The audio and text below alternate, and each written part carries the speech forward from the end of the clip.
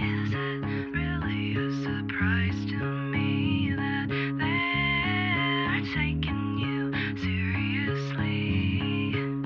I always had the very best seats, now they're calling you off of the streets. Your face is now a sharpened jaw, and all these women are in shock and awe. That such a nice guy could be so unrefined.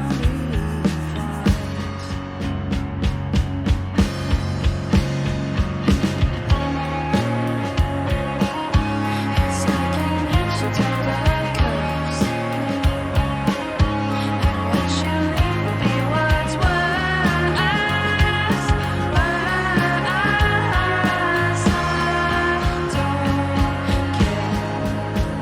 There's no one round in the whole lot for us to be seen and called on. And I've been hoarding all your tapes again. I know you got your spotted tip. And I'll be waiting when I walk in the door, knowing how these conversations tend to go. Your eyes told me I'm right, but I can't stop thinking of this moment.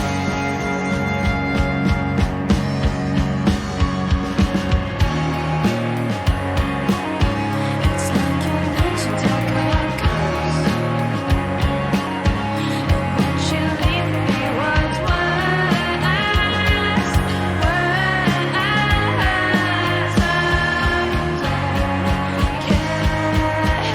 Just for now. Hey gamers, welcome to episode 24 of Cinecurse. The Zoom screen decided to be naughty and saying no. We don't see that Zoom screen. What the fuck? Why isn't the Zoom screen showing up? God damn it. Man, This is the kind of shit you hope you do before the episode. No, that's the wrong Zoom screen. This is a Stupid. real Madame Web of a beginning. Exactly. What the fuck? what Hold a on. tangled web we've already woven. Dakota This- Johnson just pops up on the screen and just says, "Yeah, I heard you guys." It's a shame you can't see into the future because you could have seen this bullshit. It's like- exactly. It's for some reason, for the first time ever. Okay, I can't do the spotlight this week. I guess it's not gonna let me because for some reason, for the first time ever, when I try to do the spotlight and do the close up, it's like zooming in on the like the little sub window with everyone tiny instead of keeping it on the big window. So I don't know what the fuck is going on there, but I'm Well, introing. I forgot where I was. well, in my- speaking of complete and utter fucking disasters. Yeah, I was gonna say There you something go. about it being Webbin time, and we're talking about Madam Web, and this time it's Websonal, and also because I don't want it to be entirely negative, we'll lightly praise Lisa Frankenstein. I am your Wicked Game Master, Connor Lloyd Crews, and I am joined here today by the Joey Chestnut of movies, Edwin Gomez. It's been a while.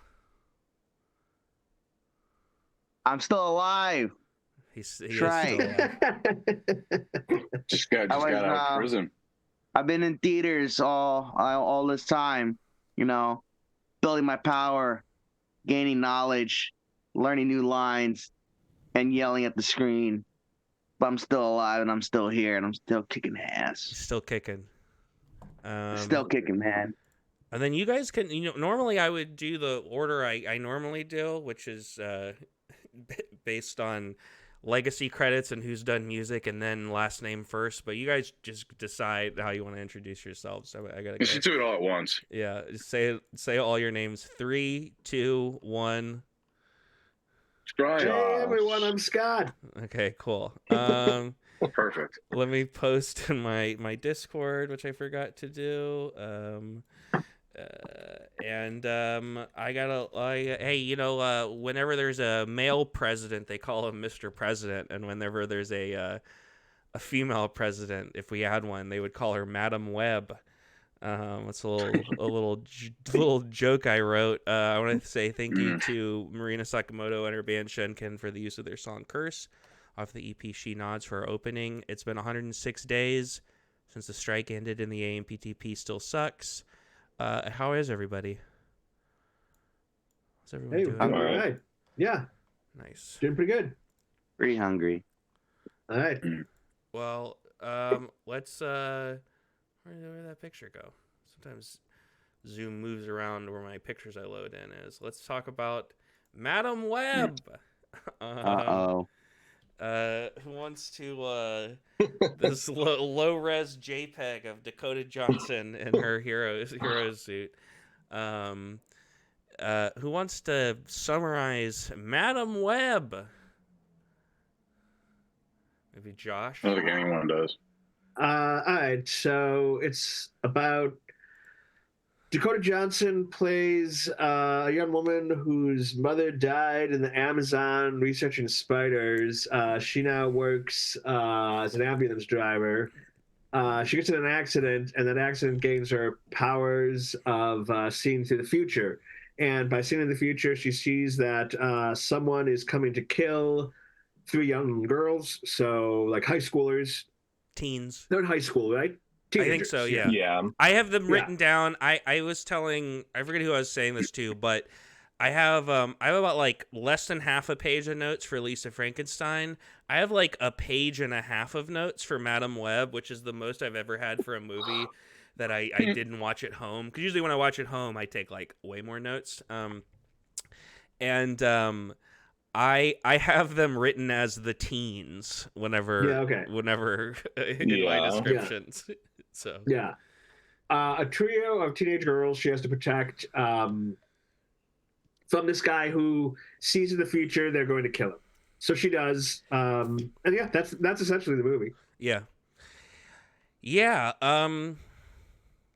I guess we should just go through. I just want to go through my notes, and we can just like pause on each thing to talk about it. I just want to talk about that opening scene because it's terrible, iconic. It recalls great cinematic classics of the past, like Indiana Jones and the Kingdom of the Crystal Skull.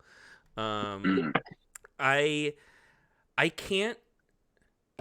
The beginning, for people who haven't seen it, is a flashback showing the mom dying, and the thing is all this information is repeated later when the main character finds it out, and I can't for the life of me, considering how bad that opening scene is. Like, it is, like, it's not like there aren't other embarrassing scenes later, but the opening scene is maybe the most embarrassing scene of the movie, like, actively so. And it just, or at the very least, it's such a bad foot to start out on, and I'm really surprised that they didn't just cut it, because I like wonder why they wouldn't have. See, if they admit that scene's bad, then they just have to cut the entire rest of the movie. Yeah. So they have to set the bar somewhere. Yeah, They shot everything in order, and they just realized, look, we're just fucking this up really bad. Yeah, they had to go back to Peru later. I know, it is great that in her return to Peru is literally just the first 10 minutes of the movie again. Yeah. It's absolutely nothing. And it's also the quickest travel you've ever seen in your entire life. Like, I get suspension of disbelief, but this was a whole other level of that. Yeah. Like, I gotta go to Peru. Boom, you're in Peru. Yeah. She's just back. Yeah, like show you at least have some struggle at the TSA airport. Like, oh shit, they checked my bag, something. No. Yeah. There's something. There's something that dude. I looked up who that guy was, who the bad guy is, because none of the cast. None of the cast gives good performances in this. I think there's maybe like 1 or 2 actors who come out relatively unscathed, but he especially is really bad. But it's I think a lot of it has to do with the editing. He's been like chopped and screwed like the whole time. The entire thing feels ADR. It's insane. Oh, it is ADR. It's Yeah. absolutely ADR. Absolutely. Yeah. He's apparently one of the needs of Napoleon, and he's the main dude from A Prophet, which is an I know. incredible film. And He's incredible in A Prophet. And they kept having that line. He's like, "They will destroy me." He keeps saying, Yeah. because they can't say kill. But it's who can blame the cast? Yeah. Like, This is one I can't. You can't. yeah. No, I after Anyone But You, I'm actually a big Sydney Sweeney defender. Yeah. I think she's pretty good in that movie, which I know most people don't think. I think she's great in Reality last year. And yeah, I don't blame her or Dakota Johnson. They were trying to do their best to figure out what movie this was. In a weird way, I don't really blame anyone.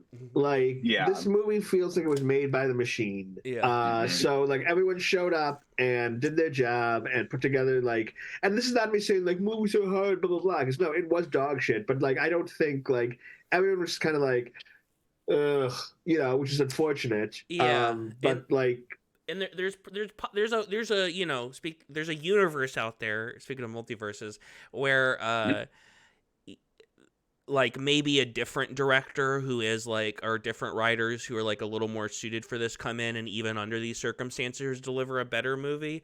But that's also like, it's hard to blame the people who did make it, considering it's just the way the system works right now. I believe this is the director's first feature. Yes. Like, they seem to be, so it feels, again, like the machine was just hiring, I would guess they didn't have much sway, you know, and they were trying to guide it, but it was just like, make us a Madam Web movie, you know, and like, it got chopped up to hell, and who knows what they wanted to do going in. The only person I think who did their job well, I actually really like the score. I actually think the score is weirdly one of the better like superhero scores in recent memory. But besides that, the only person who did their job well was the main marketing team members from Pepsi Cola. Excellent job. I thought Adam Scott came out relatively unscathed because he doesn't really do a whole lot. He's just kind of there. Yeah. And same with Emma Roberts. Surprise, who shows up, who's just like fine and kind of there, and Mike Epps shows up for one scene. Who? As her boss. Mike Epps as her boss, and then the girl from Girls shows up as the guy in the chair for the bad guy. Yeah, that was one of the biggest reactions from my audience. Same with us. Yeah. Well, and I feel like everyone in the cast would have given the same performance if they had that amount of screen time. And I feel like if like we would have seen any of those characters more, we would have started to like question their performances, just because like, you know, they showed up and did their thing for the rest of the show. You know, like they weren't there long enough to like. But I also think that they don't have to carry anything, and I think a lot of times when you have to carry stuff, that's when things get embarrassing. When you get to just kind of hang out and be there, like it's like you're fine. It's kind of like, it's like the other actor who doesn't embarrass themselves is the tribal guy from the beginning. I mean, his stuff is embarrassing, but like he comes off fine. Like, and then he shows up at the end, and it's because he just doesn't, and he cleans up really well. He also is just but it's because he's not doing anything, or like Mike Epps or whatever. Yeah. They're just like there to fulfill a narrative purpose. I mean, Dakota Johnson has to dump exposition with literally every other line she has, and has to describe exactly what's happening. And then she has to. She gets an impossible task at the end of the movie to try to pull. Oh yes. Oh yeah. We'll get to later. And then Sydney Sweeney, I feel like, is supposed to be their Peter Parker, like the closest. The movie is trying to fashion her as the closest thing this movie can have to a Peter Parker, the teen who's a nerd, and I guess they're all kind of like, they have aspects, maybe of them. Different personality, right? The one girl is like into science and not she getting eats mac deported. For breakfast, as her shirt says. That's the kind whatever. of cringy shirt a teen in 2003 might wear. Maybe. it's kind of weird that she's wearing that shirt, but she's also like dressed like hot in a way where I'm like, huh, this is kind of weird. She looks like a nerd from like a TV show, like a Beverly Hills 90210 or something. Yeah. But which is kind of how this whole movie felt in a lot of ways, but just the way it looked and felt. I don't know. There's so much about it that felt. Apparently it was supposed to actually take place in the 90s, which would like explain most of the record drops and like the blockbuster you saw. Not that there was one around 2003, but apparently they wanted to update it because they were trying to retcon it in, because if this movie was successful, they would connect it to some of like the current Spider-Man movie. I think I think my understanding is that originally it was supposed to, because if people don't know, Adam Scott plays Ben Parker in this, and his sister-in-law, played by Emma Roberts, Mary Parker, is pregnant, and her pregnancy and birth, which is clearly supposed to be Peter Parker, is like a big plot thing in the third act. And can I just say something real quick? Yeah. When you say for people who don't know, I was one of the persons who didn't know, and I mean like after I saw the movie. I did not pick up on that. Oh, like, really? I had to go. Wikipedia told me that. Yeah. Yeah, like I watching this movie the first time, I had no idea that's what we were supposed to be witnessing. Okay. And I also couldn't figure out timeline-wise because you're like, what is it? So is this the Tom Holland Spider-Man? Well, I think in a good movie that none of that would be relevant. You know what I mean? Like in a good movie, the stakes are the stakes are we're just. We're not talking about a good movie. I know, but honestly, generally, it wasn't relevant in a bad movie either, because for sure. But what I'm saying is, like, when the movie was over, I was like, oh, that's like I had no idea. Like, I guess it didn't take away or like add anything to it that was happening. It was just like a plot detail to me. I didn't realize it was supposed to be a significant plot detail. Well, I mean, the best version of this movie, it wouldn't matter. You know what I mean? Like it would, the stakes would be internal. Yeah. And it's important because this is her friend's nephew. You know. Right. Which is fine. I think I was kind of more. I would like more just explaining why it's set then, I think, because I think the original idea is that this was supposed to be maybe connected forward to Andrew Garfield. Yeah. And then they retooled it to be Tom Holland, and then I feel like I would love a book one day about Sony, the Sony Marvel movies.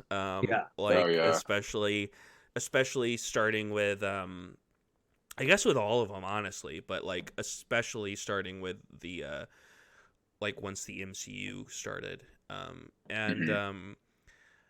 I feel like at some point along the way, someone was like, "This sucks. We're not tying this into to Tom Holland." You know, because that now makes sense. If it was supposed to be the '90s, that would definitely make the time of Andrew Garfield. Yeah. Makes sense. And this would line up with Tom Holland more or less, I think. I think that's what I'm saying is that like they changed for that very reason. Yeah, it's just so funny that they labored so hard because the rumors I've seen are like they like CGI'd in the Beyonce poster on the side of the wall. Yeah, the Idol references, all these things, and it's so funny they put all that effort in to like. I mean it. Like, because I did know going in that it was supposed to be Ben Parker and then Peter and all this, and so I was like, I cannot believe half of this movie is these little teases for something that will just never exist. I mean, that's kind of the conceit of the whole movie. Is there's all these flash forwards to this team of superheroes that, I mean, it's the cockiest move in the world to be like, we don't even need to give them superpowers in this one. We'll do it in the next time. It's insane. I was thinking about that too a lot, and I also think that. You know, you remove IP from this and you make this like a lower budgeted thing. You know, you make this more in like the M. Night Shyamalan superhero universe. And that's like a conceit you could kind of get away with, I think, there, if it was, you know, a good movie. But it's not. And it doesn't get away with it. And it's like if you have this kind of budget and stuff, there either needed to be less There needed to be only like one or two teens, or they needed to be like getting their powers. Because with like one teen, Yeah. you can like kind of focus in on the character stuff. But This was just The the last- this. Fight should have been them like having mastered their powers. Yeah, You yeah. know? Right, exactly. Or not even having mastered, but just like We can using use them as a team for the first time. yeah, you or, know, Yeah, and you can wait to costume them up, but yeah, let them Oh yeah. do stuff. like, or Yeah. even Like that's it. have The Carol Danvers in Captain Marvel was more of a superhero. Yeah. It was basically the equivalent of like Infinity War compared to this, because of how there was just the first superhero movie. You see literally no superhero anything. yeah, because I remember that being a big complaint about Captain Marvel, that she's not Captain Marvel to Yeah. the end of the movie, and it's like, Right. it's like, boy, Comparatively. I got to film for you. like Right. she's at least doing things, you know. And I think that's the big Like- issue with this. But I did want to say about the thing is like, or like I kept thinking about, if you had three teens, have one already have their powers, have one like get their powers during the course of the movie, like due to something that happens, you know, have it be like Yeah. connected, and then maybe have one who doesn't, and maybe there's some like question of like, who knows what's going to actually happen, you know. Or and 'cause that third person gets their power at the end. yeah, And that's like they save the day or whatever. Like that's their arc, is like, hey, now I got powers, I'm cool. Or like, I guess if you're not going to introduce it, that's fine. But then like, Madam Web has to have more powers than Yes. just the ability to Yeah, drive cars. absolutely. for people. Right. Yeah. I want to talk about the first act for a second before we talk about that. Like I Yeah. said, I have a lot of notes here because I actually think, and I'm a big softie, especially when it comes to superhero movies. I mean, on my deathbed in a retirement home, I'm gonna be watching shitty superhero movies and slashers. I like the first, after that opening scene, which is deeply embarrassing. A lot of the first act, I was like, okay, maybe this is gonna be like kind of cringy, but like there Yeah. might be some stuff that's good, because I like that little fortune cookie scene. I thought that was kind of cute, that she gets like the smeared fortune cookie. I liked the sequences where she's like figuring out her powers. Like the idea of an early edition style superhero movie is like pretty cool, I think, or like could be cool, and especially if you really embraced it and used it. Yeah. Even the scene where she like meets the teens on the train is cool. But then like nothing happens. There's not a second act. The movie, my best screenwriting teacher, Steve Mazur, and this is maybe like an obvious thing to say, but he would always talk about how like your movie is the second act. Like the second act, like you think about like Little Miss Sunshine was the example he used. It's like Little Miss Sunshine's a road trip movie, and that's the road. That's the second act of the movie. Like the first act ends once they're on the road, and the third act begins when they get to the pageant at the end. Mhm. And that stuff's important, you know, the home stuff and the pageant stuff. But the movie is the road trip, and this movie doesn't. They like never figured out what the second act was. They have a little bit of it. Like the only scene that kind of fulfills the promise of what the second act of this movie is when, after leaving the teens in the woods, she returns and she like replays the diner scene once. But that should have been the whole second act. Like I was talking to my friend Celeste about it. Like, why not have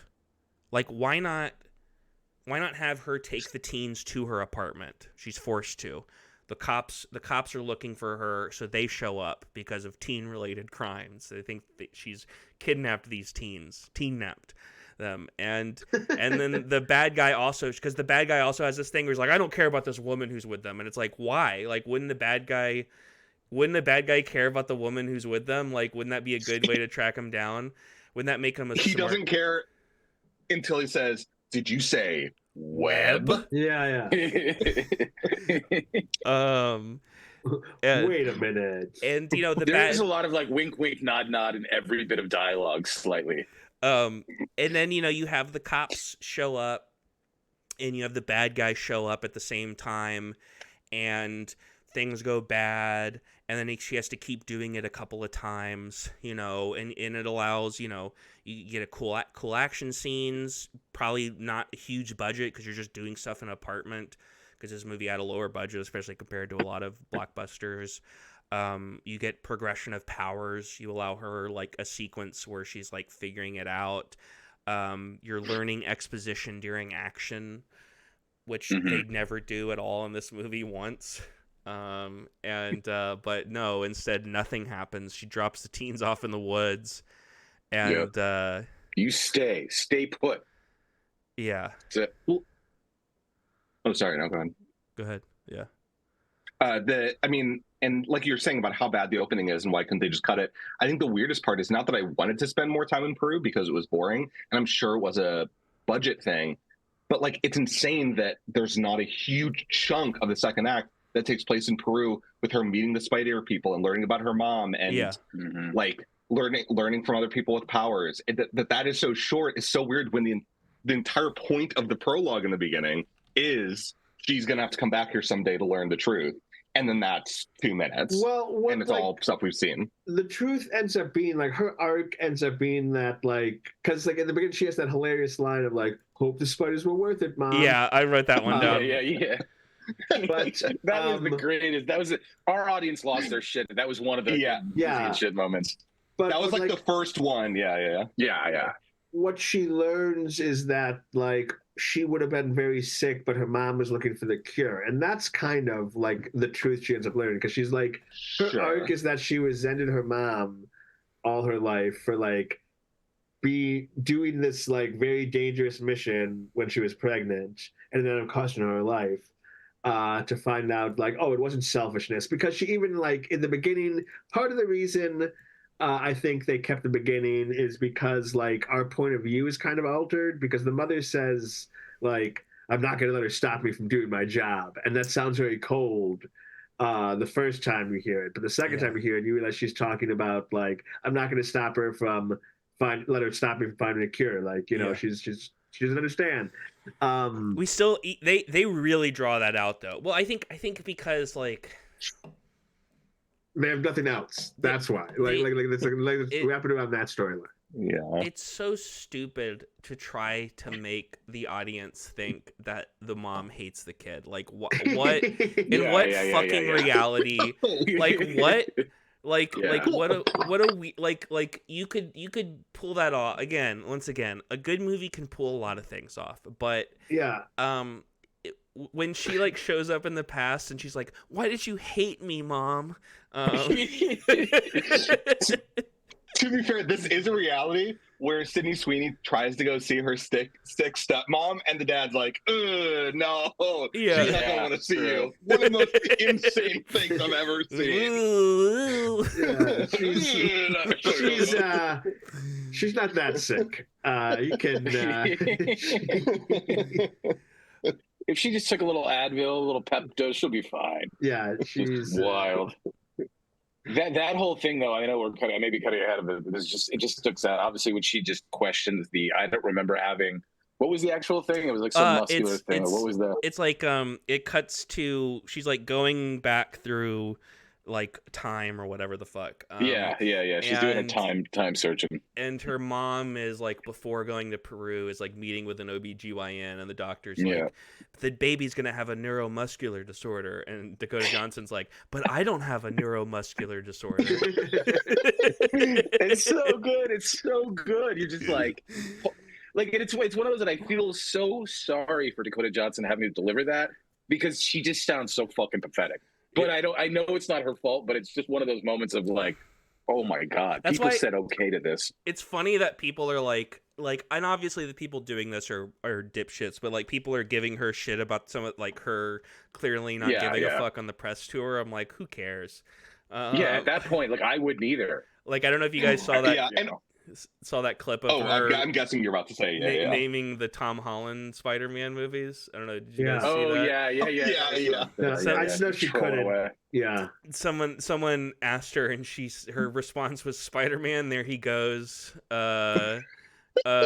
It's Spider-Man, here he comes again, and Harry Spider-Man and the Goblet of Man." That's the best.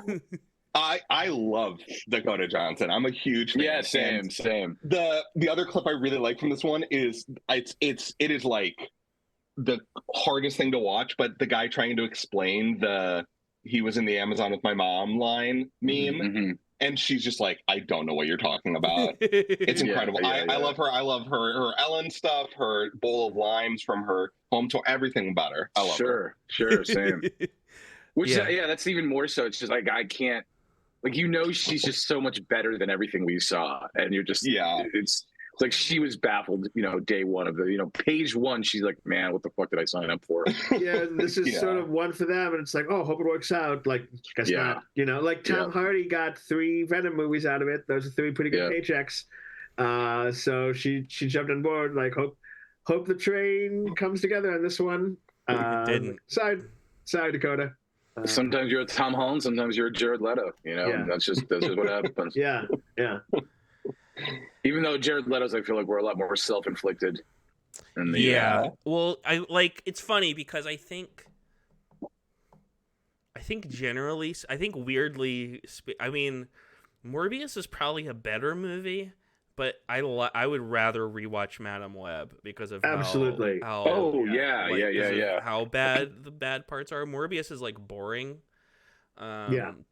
But Morbius, this is the kind of movie you want to bring people that haven't seen it. Like, I know Casey hasn't yet. I want to like just go with Yeah. Casey just so I can see him watching this. You We'll know, do that's it for a where movie this is night going to be for sometime, me. yeah. He's so Yeah. he's so reluctant to watch it, but it's so good. With understanding, honestly, if we hadn't had the cult mind of all this going at once, That, you know, I gotta don't know if I say would've- that is one thing. That's why, like, I'm not quite recommending it to people because Yeah. I feel Mhm. like the moment itself would have passed because we saw it, like me, Brian, and Connor saw it together, plus Anne, Opening at night, like basically. opening night at IMAX at City Walk, and the I do entire love that we theater. went for the biggest IMAX screen to see this. That, Oh, that yeah. did make me And happy. Honestly, part of that was because I couldn't find seats together at the one we normally That's right. went to. Mhm.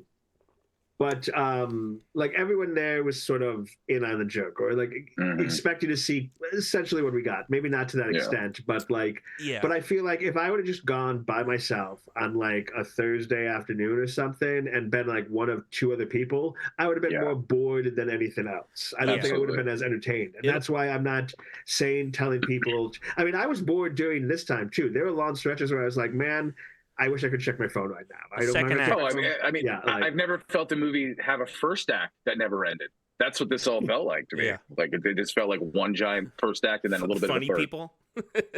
Yeah. Yeah, I mean, I think that's it's like suffering from the same thing as the part 1, part 2 Yeah. like issue right now, even if it's not technically. Yeah, no, but absolutely. It was all set up for a movie that's never going to happen. And Yeah. they forgot, in the meantime, they forgot to make a movie themselves. Like, Yeah, absolutely. I agree. Yeah, I mean, it's cool that we're getting like a big budget blockbuster that's like lower stakes and comparatively lower budget. yeah, But it doesn't mean it has to be boring. Nope. Like, and Yeah. nothing has to happen. They never even have the like. I was thinking about this a lot. They never have that scene in the movie because you have like 3 versions of this scene in the real movie version of this movie where she's like and tries to like use her powers in some way, and Yeah. they never do that. Like the entire movie, she's just like, when they happen, they happened. Yeah. What are you gonna do? No way of explaining it. Just like, I don't know. Just this. I just see shit. She's so passive. And she's just like so like I obviously I'm not a child, so I like unlikable characters, like movies with unlikable characters. But Sure. she's unlikable in a way that I don't think is intentional. Yeah. Like she's just like you said, she seems bored with having to take care of these girls, which isn't the character arc that you really want, from bored to interested, you know? Yeah, she's kind of giving a like a Ryan Reynolds and Deadpool style performance where it almost feels like she's outside of the actual drama of what's happening. Yeah, and like yeah. doesn't really give a shit. That would actually have made a better movie if she just breaks the fourth wall the whole time, looking at us, going like, "Yeah, I know, guys. I fucking know." Who cares? yeah. I want to talk a little bit about some third act stuff before we move on? Spoiler time. Spoiler It's- time too. I'm not gonna put up spoilers It is if people don't Quite want the to third. hear this. I think to me, one of the funniest things is, and this is one of those things you have to kind of like. Nobody was laughing at this, but it was making. I think I was chuckling. Is early in the film when she teams up with the teens and effectively teen naps them. She steals a cab.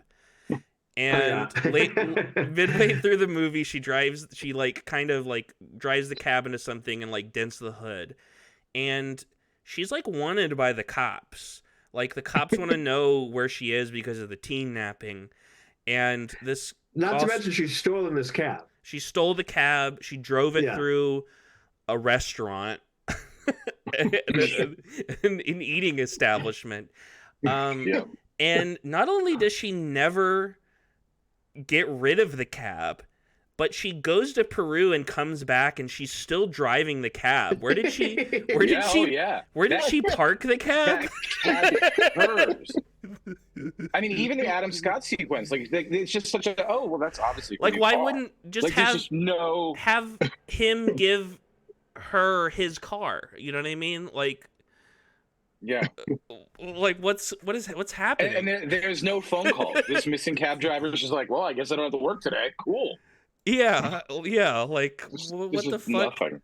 It's such a weird. Or have her just get another car. She's supposed to be like a foster kid. Have her know how to hotwire cars or something. Like have that be a skill she has. That could be. Yeah. You could have things happen with that. I think there's a certain degree of like. It's been a while. I mean, I think like there's a couple movies I can think of, but like even other movies from like last couple of years that I don't like or I think are kind of bad, like the new Exorcist movie or something. The Exorcist, at least like things happen in it. You know what I mean? There's like narrative and story. Yeah.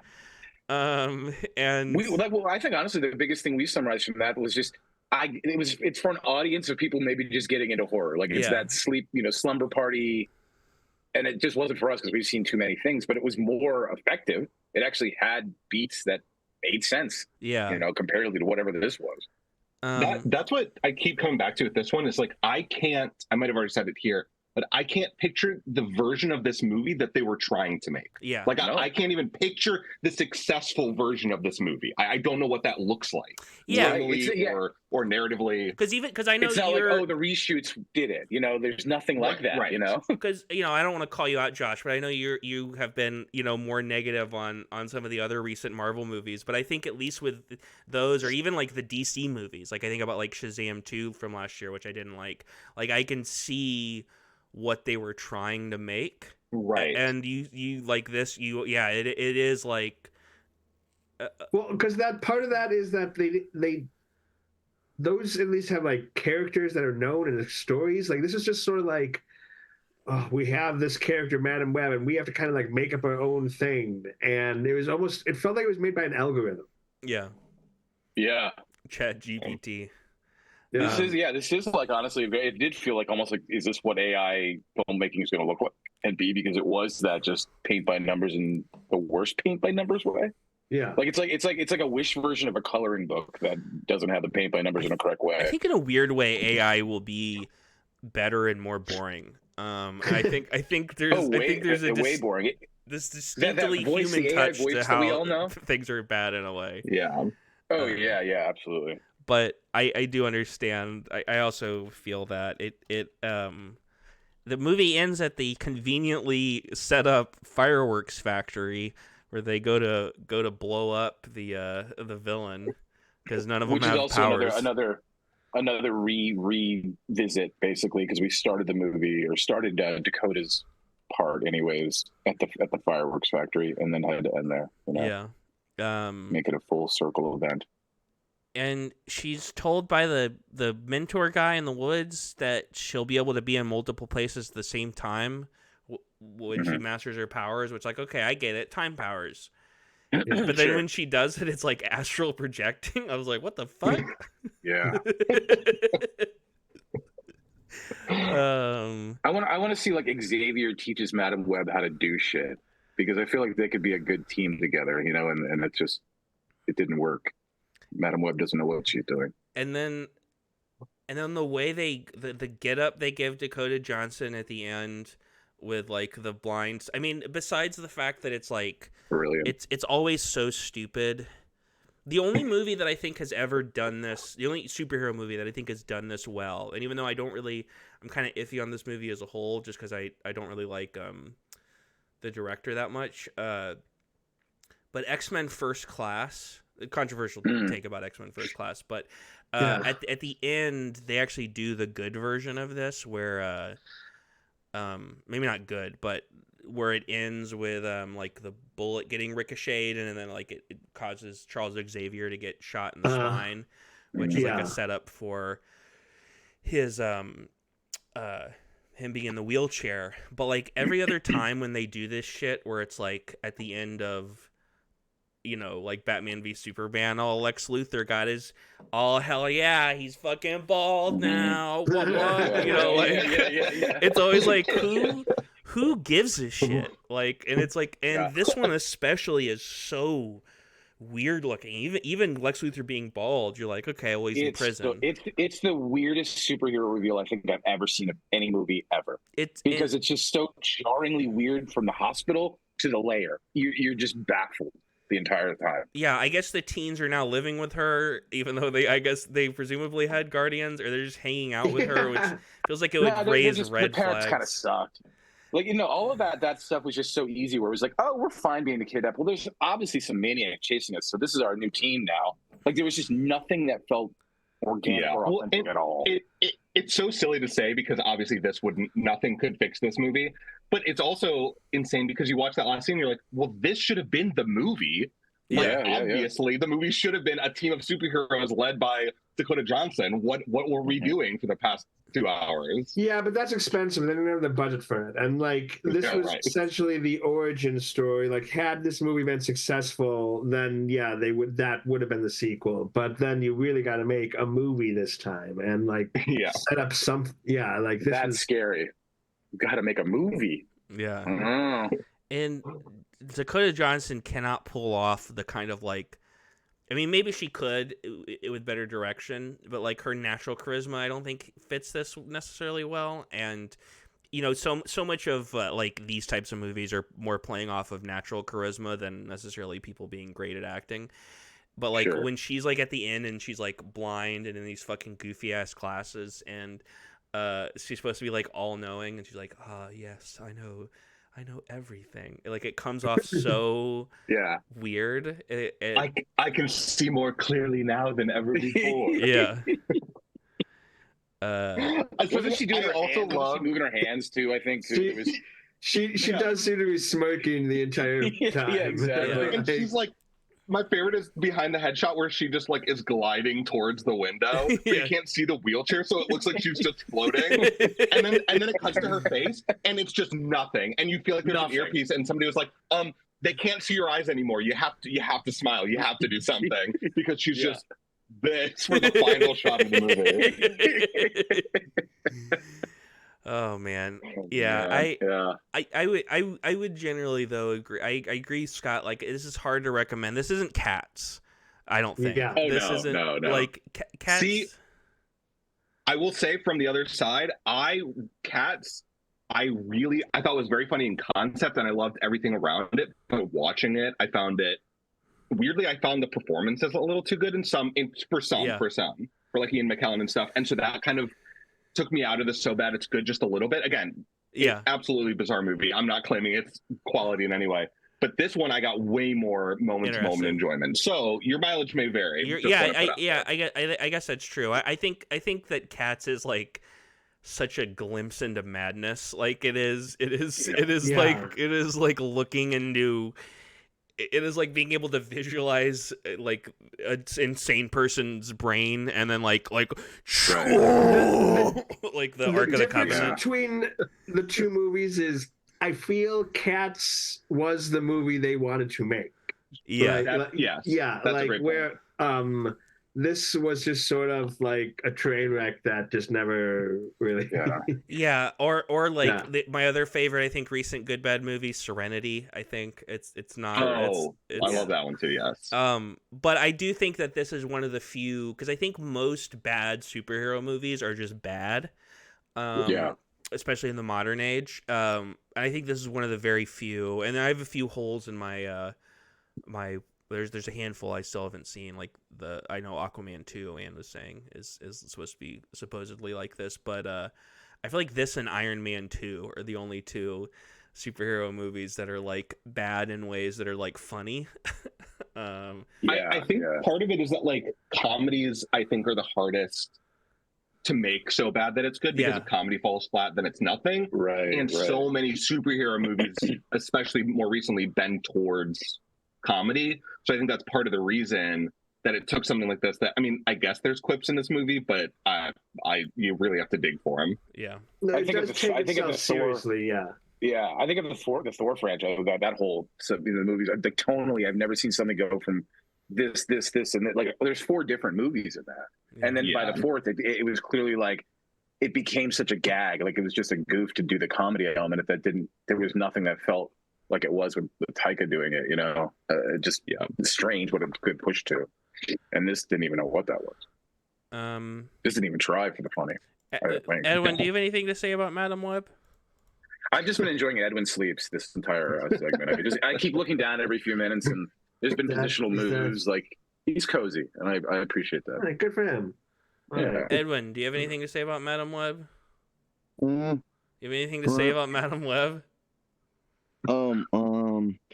it's the movie of the century for being the worst piece of shit of all time. I think Marvel should burn. I think it should be destroyed because they've been fucking up. They've been fucking up, Connor. They've been fucking up, and there's no redeeming in superhero movies anymore because it's all been box office failure after failure after fire. I think Madam Web is just a thing that should be killed and buried, and yeah, I think this is the room of all superhero movies or bad movies, and yeah. I think superhero movies should die. I think they need to be killed by Scorsese. He needs to like Goodfellas down. Challenging Goodfellas original when take from Edwin. Yeah, remember that scene in Goodfellas when we get that montage of everyone getting whacked?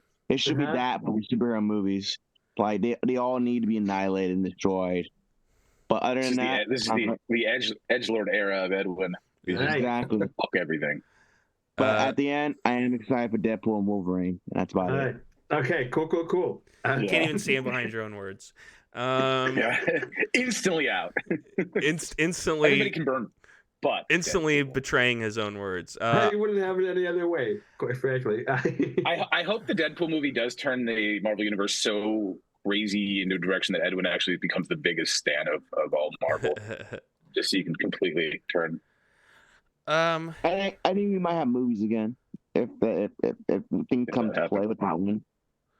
But let's move on briefly. I don't think we have as much to say about it. To Lisa Frankenstein, I got this from Final Destination background. Hell yeah. Yeah. Brian, do you want to give Lisa Frankenstein summary? Sure. I mean, it's definitely a throwback movie to like the 80s. It feels like like kind of almost like a weird science movie, and it just basically features this girl who's sort of not the popular one, sort of the outcast of her school and her area, and loves to go to the cemetery. You know, it's just a fun place to hang. Sort of kind of falls in love with the idea of this dead guy, and then it, through the motions of a tanning bed, is able to sort of create and weird science out this dude who she kind of gets in a relationship at that point. And it's kind of turns into a weirdly John Hughesy kind of thing. And a lot of it just feels like that throwback of, which I appreciated a lot of it. I think that was my biggest, thing about it, is it felt like so many things I've kind of seen before, I guess, in different ways. But I enjoyed it. I thought it was pretty decent for what it is, but it's very linear, I think, overall. Yeah.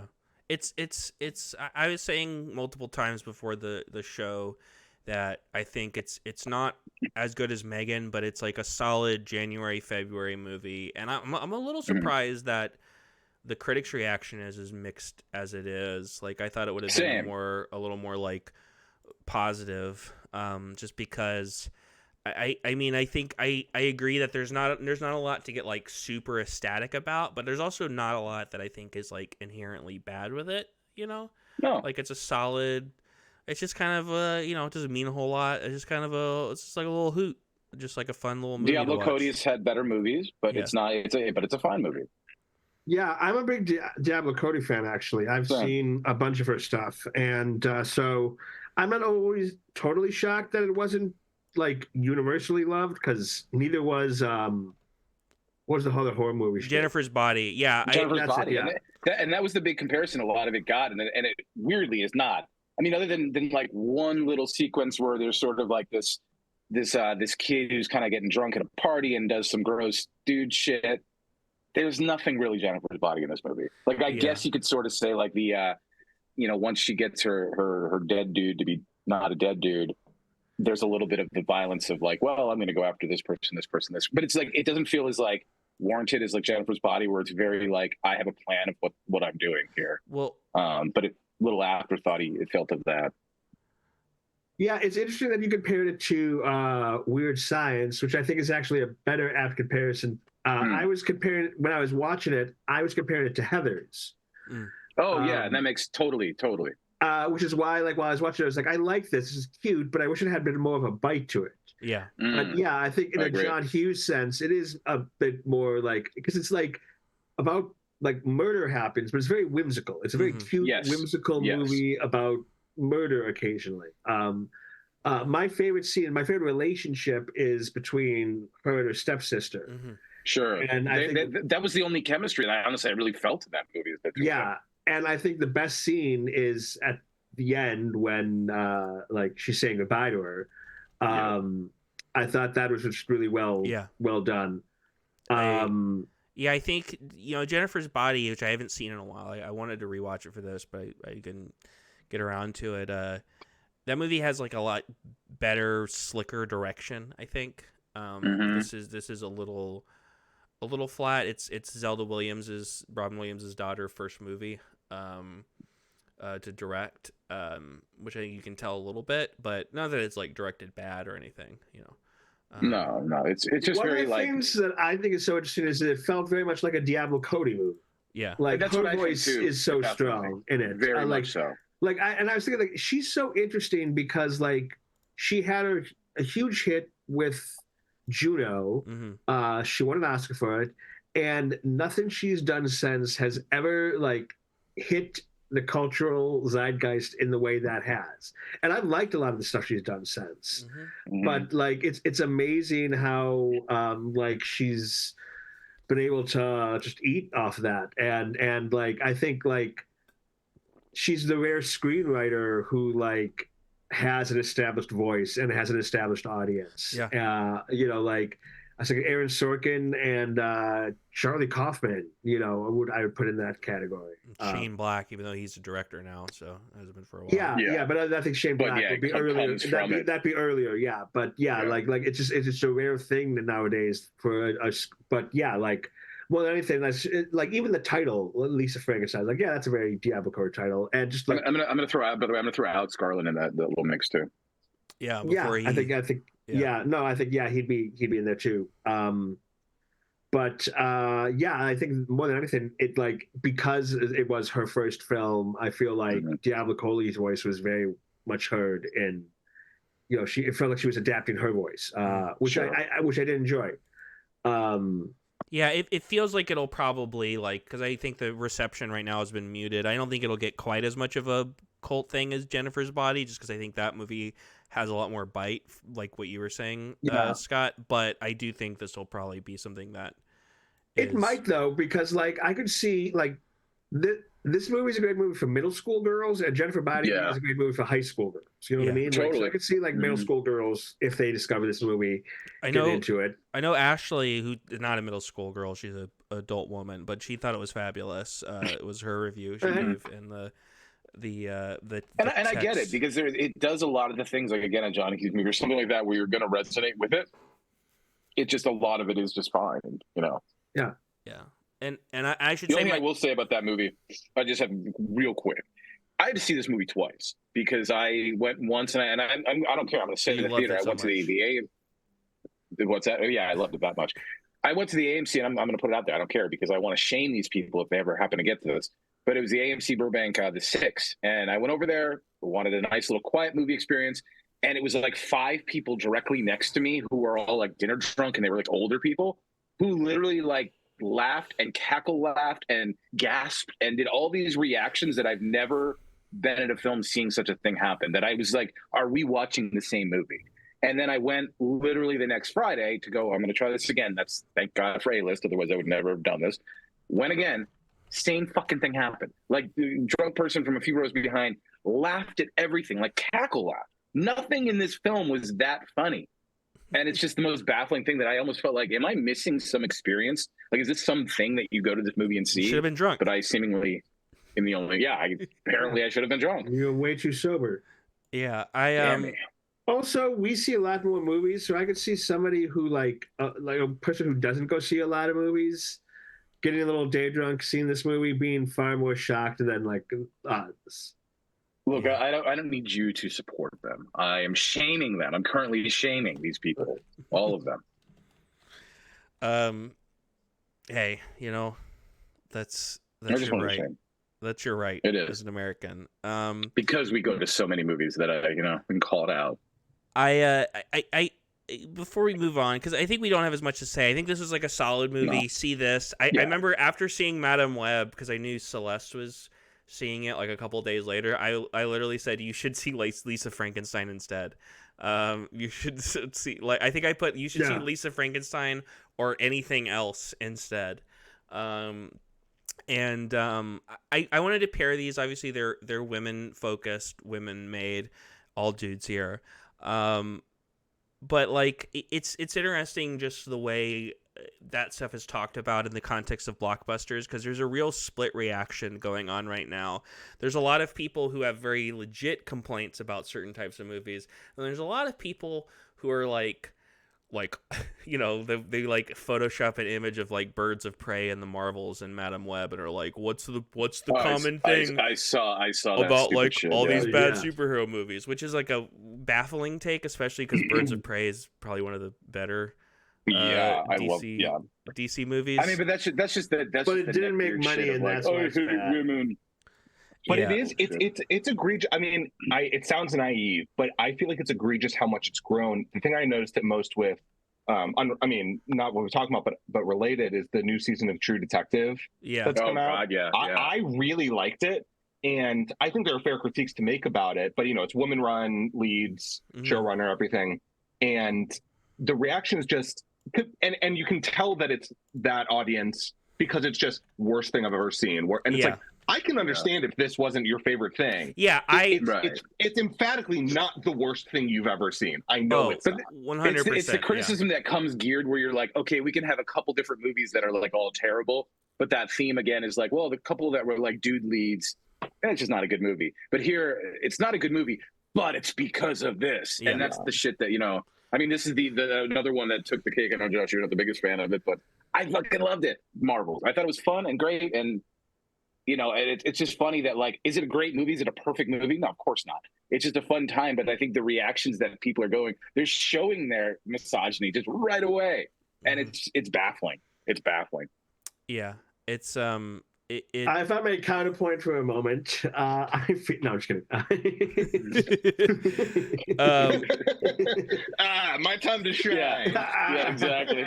I'm so counterpoint. glad Devil's advocate. Let me tell you about these broads here. You know, it just goes on a rant. It's been well known since Greek mythology that It's it's just like women can also make bad movies, and things can be spud out in ways from the studio system regardless. Like this idea that like the system as is somehow like like trying to put in like liberal indoctrinations. Like they just care about making Oh, money. yeah. Like they put women and non-white yeah. people in movies now because it makes money. We can always tell when it's a tick box versus like an authentic, like, no, we're doing a story versus like, hey, we got some queers in here, tick a box, you know, Yeah. and that's the stuff that's just annoying as fuck.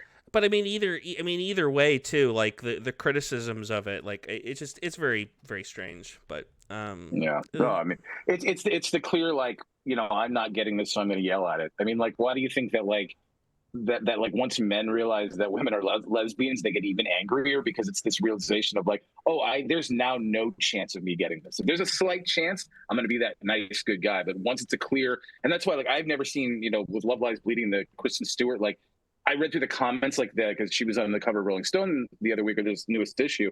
The comment section was the most toxic thing I've ever read in my life. And it's just angry dudes who realize I'm not going to ever get this, as if they were going to get that prior, but still. The anger level that kicks in is just fascinating. Dudes, fellas be tripping. That's what I'm gonna. Just dudes are sissing, man. These women got them straight tripping, boo. I'm time to move on to Connor's Wicked Games. Every week, like Jigsaw, I like to play a little game. Sponsored by Chris Isaac. This week, the Multiverse of Sadness. I'm gonna, for the main part of this game, or not the main part, for basically the whole thing, I'm gonna tell you guys some details about a failed cinematic universe, CU, because I don't want to say that. Usually with a movie attached. I'll be specific about what I'm looking for each time before I give the prompt. And this is a first to shout it out. First to shout out the main things that I'm looking for gets 2 points.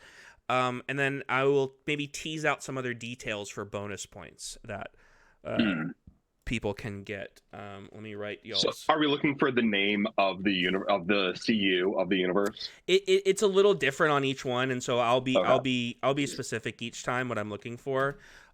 This first one, a lot of times I'm looking for the name of the universe and the name of the movie or movies that were made. Sure. And for this first one, I'm looking for the name of the universe and the movie that was made. And the prompt is everyone's favorite punching bag. I feel like y'all should just know which one is first. Dark Universe, the Mummy. Yeah, that's 4 points for Scott.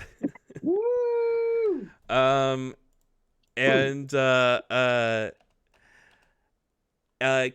1 point, can anyone name the other movie that they made? It's not the Invisible Man, right? That wasn't technically Dracula Untold. Yep. nice. Sweeping. Wow. And then there's 8 points available here. There were, besides the Sofia Boutella character who set up as the mummy in The Mummy, there were 4 other actors. These are each worth 1 point, attached to 4 other characters, each worth 1 point. If anyone can name any of those. I know Johnny Depp was Invisible Man. Yep. Javier Bardem was Frankenstein's monster. Yes. Russell Crowe, And who is he? Dr. Hyde. Yep. Nice. That's impressive, actually. Yeah, that is. And then the other and one then is less known, I would say. Was not in that embarrassing photo. So, Oh, okay. That's all I'm going off of. Wasn't it like shit? Yeah, I can't remember. if there's no guesses, I'll say it was Angelina Jolie as the bride. Yeah. Okay, yeah. As who? The bride of Frankenstein. Oh, sure. All right. Next up, for this one, I'm looking for the name of the series and then the name of. There's multiple movies that were actually made.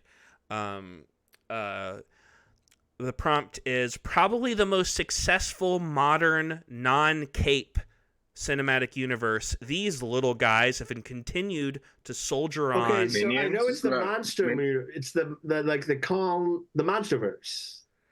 These little guys have continued to soldier on even as recently as 2021. It's not actually the MonsterVerse. I should have I should have thought about that when I phrased this. I guess I should say the second most successful modern All non-cape right. Is it CU. the Minion verse?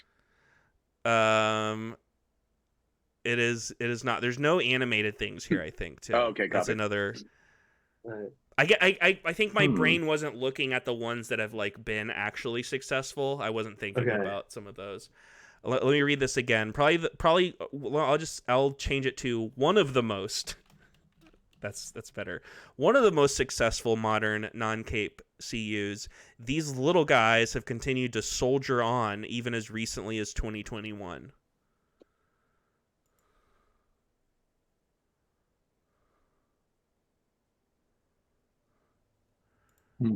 I will give some more hints. Here are the names of the Yeah. directors of the films. There's 3 films. I'll go ahead and that's the hint. Stephen Somners, John M. Chu, and Robert Schwenkte. It's great hints. Let's see who is in this first. Oh wait. I can't think of the name of the movies, but I think I got the little thing got it. The GI Joe shits. Yep. It is Rise G.I. of the Joe. Snakes, Action of the Beasts. Those whole ones. Okay. Okay. There's three movies if people want to get points for those for naming them. There's G.I. Joe, Rise of the Cobra. Yep. I was close. Rise of the Snake, you know. Then Oh, there's Snake Eyes. like Oh That yeah, one? Snake Yeah. Eyes. Yeah. yeah, and then the second one is like G.I. Joe Retaliation. Yep.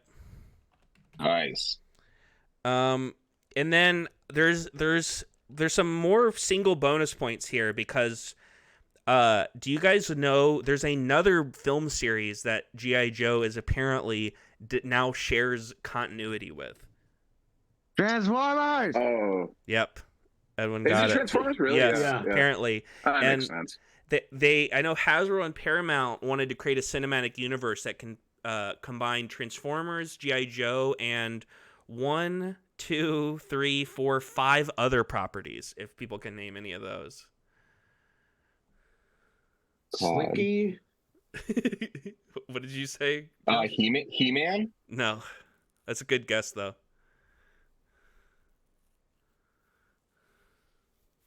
Hot Wheels. Mhm. Mm-mm. Another good guess, though. All right. I'll put y'all's misery. It's Micronauts, Visionaries, Knights of the Magical Light. I've never heard of that one. Mask, I don't know what any of that is. Rom. I've heard of all of these. Rom Space Knight and Gem. You know, Gem is truly outrageous. Oh, Gem. Fuck Truly, yeah, truly, Gem truly rules. outrageous. Okay, that's the one that's great. And Right. there was also another, like with Snake Eyes, there's one other film in development based on another character. If people can name that character, I'm gonna guess no one will be able to because I've never even heard of this fucker.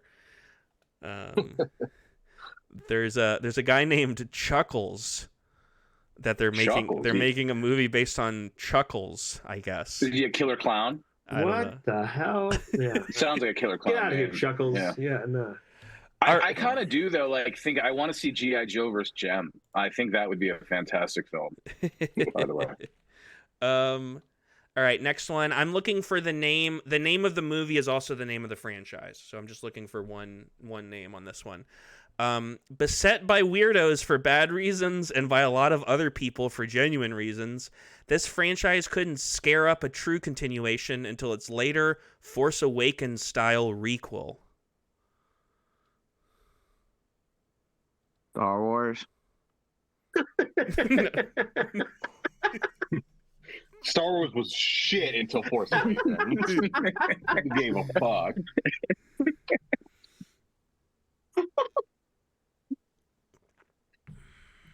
Star Wars. Yeah. Just so casually dropped. I was thinking of shit and I didn't hear him the first time, and then I heard it and fucking funniest thing.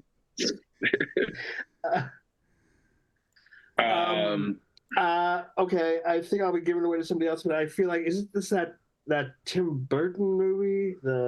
No. Okay. I'm gonna go with this, just thinking of series wise, and we got the next one coming out soon, so maybe this is it. But thinking Fury Road. No. Fuck. All right, I'll give you guys a hint at who directed the one movie they made in this this thing, and you guys will have to scramble to yell out the name of the movie. It was directed by Paul Feig. Oh, was it Ghostbusters? It is Ghostbusters, which they wanted to make into a cinematic universe, starting with the 2016 That's film. right. Yeah. Including, and these are for bonus points, a spin-off film starring what two actors? 1 point for each of these guys' names. Melissa McCarthy. No. Chris Hemsworth. No. They weren't. I'll say this: they're not in the movie. It was like they had like two other actors attached or something, or maybe they were in talks with. But I think they were attached to be in like like a ghost side project that connected in or something. No guesses. No. It was Chris Pratt and Channing Tatum were apparently attached. Huh. Hey, Connor. Yeah. Connor, I gotta head out right now. I gotta get ready for work. Okay. But Going to the Vista. going to the Vista, man. Going to the Vista. What's dude. playing? What's playing right now? Is it a festival shit, right? Yeah, it's Barabbas. Oh, nice. All right, man. Well, thank you for joining and for doing some points. You did not get enough points before having to leave to get a medal. So I'm sorry. Okay, it's worth it. It's worth it. It's worth it. All Good right, to see you, man. Edwin. I gotta Good to maybe see I'll you, man. see you at the Vista soon. Yeah, hopefully I'll see see you you there. all at the pictures. We'll see you at the pictures. All right, get the Later, fuck out of buddy. here. Bye. Adios. Leave now. Okay. All right, next one up. I enjoyed watching him sleep though for this entire episode. He got a couple of these right. He stole some points from y'all. Not enough to get a medal That's what he himself. does. That's Edwin. That's why it's Edwin. Yeah. This next prompt, and this is true for the next two prompts. It's the name of the movie is the name of the franchise. Intended as the beginning of a multimedia franchise, this Western fantasy film broke my heart in 2017. Cowboys and Aliens. Oh no. No. Broke your heart when? In 2017. Jonah Hex. 2017. No. Jonah Hex is like 2009.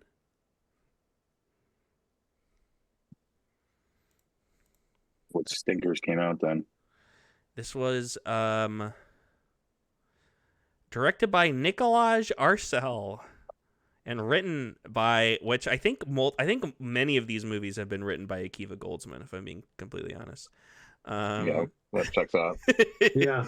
Okay, I'll say the names of the two leads, and you guys can scramble over yourself to guess. Idris Elba and Matthew McConaughey. Oh, Dark Tower. Dark Tower. No, it's Josh. Yeah. Oh, that's right. I forgot about that. That's and everyone else. Yeah. This next one, I definitely didn't forget about it. Really? Yeah, and in a way though, that's not the way you want to think about it though. I'm sure. This next one, again, the name of the movie is the name of the franchise. Intended as the first film in a 6-film franchise. Love that. These powerful teens couldn't go past one film. Power Rangers. Power Rangers. Yep. Power Rangers, as Scott got there first. The guy said basically like, we're going to do like 5 or 6 or 7 of them. Yeah. That's why if you watch that movie, I remember when I watched it the first time going like, oh wow, so they're really not going to wait until the end of the movie to like have them be Power Rangers. Yeah, I heard it was kind of fun, right? It's a weird movie in that like I enjoyed it much more when they were like, on the one hand, it took way too long for them to get into their suits, but when they did, I enjoyed it much less than when they weren't in their suits. So like, it felt very much like chapter 1 of 6, which is not a good feeling for your movie. No. Next up, the name of the first movie is the name of the franchise, but there's also a sequel, and that if you can give me that subtitle, that's worth 2 points as well. Probably the most genuine attempt here. Giant ambitions couldn't monster past the lack of A-list director talent after the first one. Pacific Rim? Yep. Yeah. And then what's the sequel called? Like Pacific Rim Deep Rising or something? Anybody else want to attempt at that subtitle? Pacific Rim coming up short. More rims. Rim job. Two. Is it Uprising? Yep, it was Uprising. Ah, shit. And for 1 point, can anyone name the other thing that was made? There was a TV like a little like anime TV show that got like a little season on Netflix.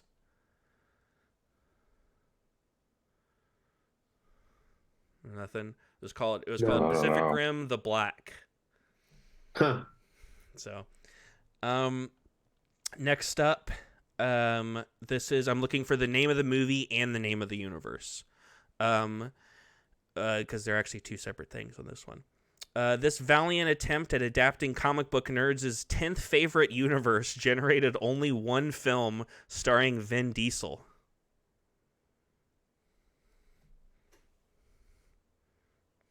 The Last Witch Hunter? Mm-mm. No, Last Witch Hunter was based on a D&D character that Vin Diesel Okay, made I up. couldn't remember which one it was. Yeah. This is definitely one of those where like I'm like in my head I'm like, oh, this is an easy one, but it's like I like know this, like I've read this comic a little bit. I'm like, Wait, is it Riddick? no, No, there's 3 of those. Oh, right. and those rule. Yeah. And are my And then one favorite, based on a comic. my favorite multimedia franchise of all time. I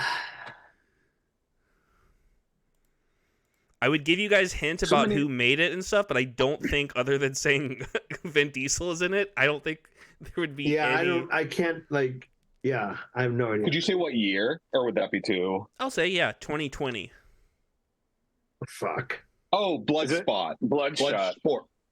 God damn it. I'm going to give it to Brian. Yeah, it is Bloodshot. And can anyone name the cinematic universe, the comic line that they were going to expand? Valiant? Yep, Valiant. I said it in the clue. Oh. Josh was listening.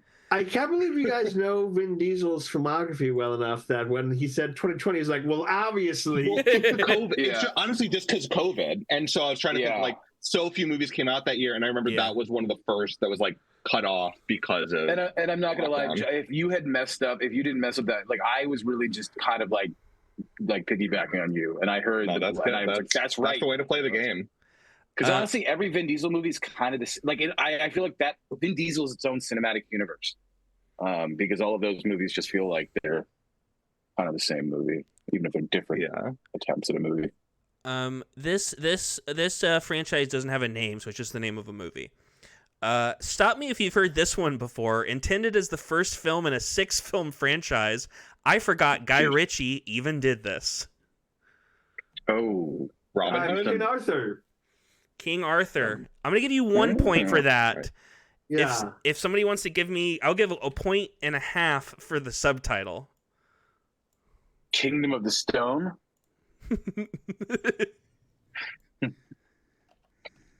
Legacy of Thieves.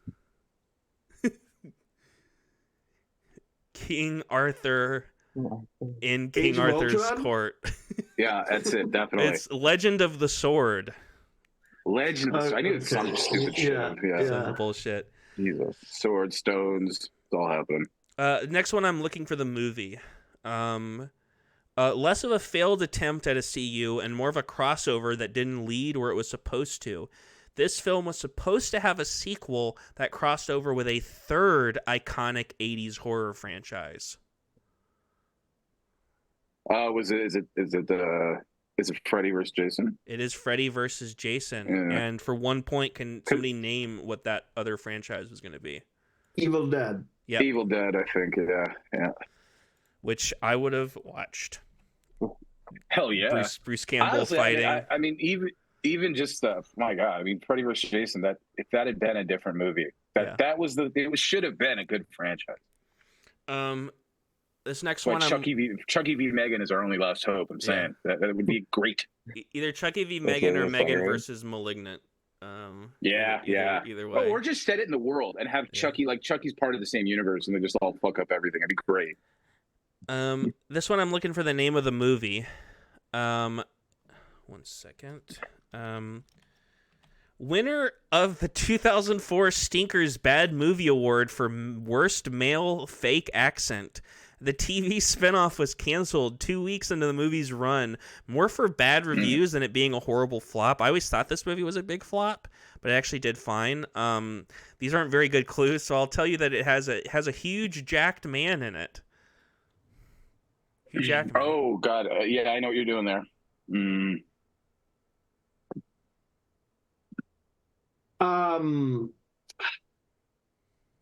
Van Helsing. Yep. Oh, nice. And for 1 point, can someone name the TV show that they were going to use the same sets for? Transylvania? Or something like that? Yeah, it was. Yeah, They were gonna Wow. make- Good for you, Scott. Good job. I was looking forward to that because I enjoyed that Van Helsing movie. Like I understood that like it wasn't like it was taking the IP and doing something kind of fun with it. And also I was like a senior in high school, so whatever. Yeah. It didn't. I always thought of it as this huge flop, and it apparently made like it made like 300 million on like a budget half that or something. And so like Yeah, it did just well up, but the reviews were. Yeah, I think you're right. Between the bad reviews and I don't think it only made 300. I know only, but like it suggested that like a sequel would make less than that and would have been more expensive. So I think that's why it's like, yeah. All right, we got two more. This next one, I'm looking for one thing, and it'll be obvious if you guys know what it is. I'm looking for one thing. Again, less of a failed attempt at a CU and more of a crossover that didn't happen. I think largely because it got famously leaked. I still think about this big what if and how good it could have been. Men in Black, or no, 21 Jump Street and Men in Black. Yep. Yeah, they were going to do a 21 Jump Street Men in Black crossover, which I still think about. It all the time. Yeah, that would have been fun. good. I forgot that was even a thing. That would have been a lot of fun. I read about that, and like a lot of the problem was like it was one of those things where it's like just because like the studio owns both these doesn't mean like it's the same production companies. Yeah. And it was just like the studio owner's like, okay, well that's one step, but now we have to get both like everybody on the same board. It was just one of those things where like, yeah, they just couldn't quite line up what, like I think it was Eagle things before it ever really got off the ground. Yeah. I would imagine the leak was actually there to like get us to hear about it, so we'd encourage it. So they like some party could see the people really want this sort of a Deadpool. I think I think it got revealed during the big leak though. I think it was the North Korea leak. Yeah. Oh, is that Which it? I don't think any of that was leaked on purpose. That was an mind act of aggression by a foreign power. Yeah. Okay. Then in that case, then that's what happened. My other favorite one of those. Do you have another one, Connor, that's similar? Maybe, but I just have one question left. Feeling the heat of Mary. This one I'm looking for the name of like the franchise / character. Feeling the heat of Mary Marvel in 2014. Sony paid $1 million for a pitch involving this legendary hero of folklore and his pals. Robin Hood? Yep. And they were 3 characters they were talking about making movies based on. That's right. If people can name them. I feel it's like Mary Magdalene. Nope. No? Little John? Well, isn't Mary Magdalene? No, that's This is the Bible. Jesus. That's the Bible. That's the other. The other failed franchise. That's a crazy crossover. They made a Mary Magdalene movie, but it flopped. The franchise off the ground. Mary, what's I can't understand this Jesus Christ movie unless we have like the Mary Magdalene movie beforehand. There's got to be the Pontius Pilate movie beforehand. The Mary Judas Magdalene movie was just a Pretty Woman remake, and the whole time, and that would be great. Did you name one of the Robin Hood characters, Scott? It sounded like you said something. Somebody said Little John. That was me. Okay, yeah, that's one of them. What? Okay. I literally, that's what I thought of when you said Little John. I didn't even go to the Robin Hood world. I was like, man, I don't remember Little John. Did they do one Is Robin Hood one of them? No, it's not. I mean, I think they were. One? Sheriff Nottingham? No, actually, no. These are all good guy characters. Let's see. They really wanted to do like the Avengers, it seemed like. where they had like a Robin Hood movie, then a movie with all these characters, and then they had like a big crossover where they all got together. For like the actual story of Robin Hood. Yeah. Now they're doing that with the Beatles. Yeah. Yeah. I can't think of Was it